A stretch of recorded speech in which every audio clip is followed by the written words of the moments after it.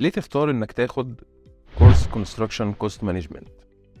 الكورس مصمم عشان يغطي كل النوليدج اريا الخاصه بكل المستويات الوظيفيه والمهنيه، من اول مديرين المشاريع حتى مهندسين حديث التخرج.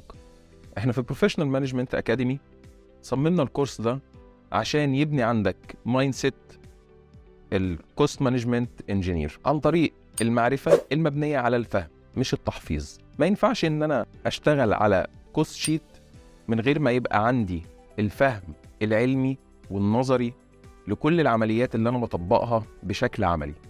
عشان كده إحنا اشتغلنا في تصميم الكورس ده على محورين. المحور الأول وهو المحور النظري، واللي استنبطناه من أقوى المراجع العالمية في مجال الكوست مانجمنت.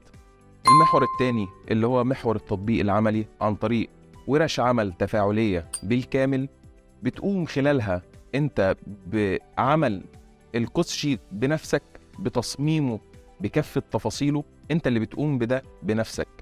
وكمان بنتابع معاك بعد كده، بعد ما بتخلص الكوست شيت بتاعك، سواء في مراحل التندرنج والاستيميشن حتى مراحل الكنترول، بنتابع معاك شكل الشيت اللي انت صممته بنفسك بعد ما بنعلمك الأسس لتصميم الشيت وأهم العناصر اللي لازم تبقى موجودة في الشيت. في الكورس ده انت هتتعلم كل عمليات الكوست مانجمنت نظريا وعمليا، وكمان هتاخد المنهج العلمي ل2 سيرتيفيكتس من اقوى السيرتيفيكتس العالميه، واحده في البروجكت مانجمنت والتانيه في الكوست مانجمنت. يعني مع شويه مذاكره بسيطه بعد الكورس هتكون قادر انك انت تبقى سيرتيفايد في ال2 سيرتيفيكت بكل بساطه. طيب الكورس ده مفيد لمين؟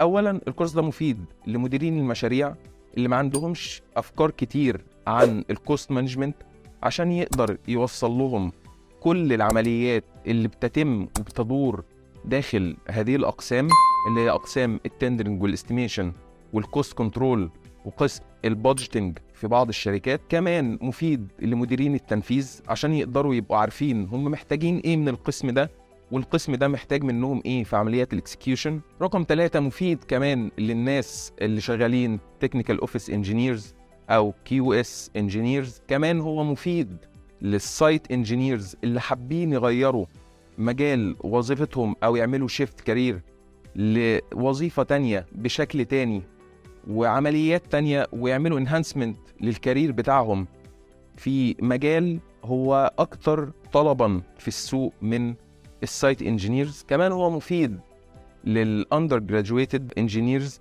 اللي عندهم مشروعات تخرج خاصة بمجال بروجكت مانجمنت، هيدرسوا فيه كل عمليات البروجكت مانجمنت في موديول مخصوص، إضافة إن هم هيتخصصوا بشكل أقوى في مجال الكوست مانجمنت. الكورس كمان مفيد لمهندسين الكهرباء والميكانيكا اللي بقى فيه طلب في السوق كبير عليهم في الفترة الأخيرة في وظائف MEB كوست كنترول انجينير او تندرنج او استيميشن. مفيد لمهندسين شركات الفئات المتوسطه والصغيره اللي حابين يطوروا من نفسهم ويتنقلوا للعمل في شركات اكبر. مفيد كمان لطلبه اقسام بروجكت مانجمنت اللي هيبني عندهم طول عمليه عشان تبقى عندهم بعد التخرج يقدروا يشتغلوا عليها على طول مباشره، ويدخلوا في السايكل ريكروتمنت سريعا من غير ما يحتاجوا لكورسات كتير.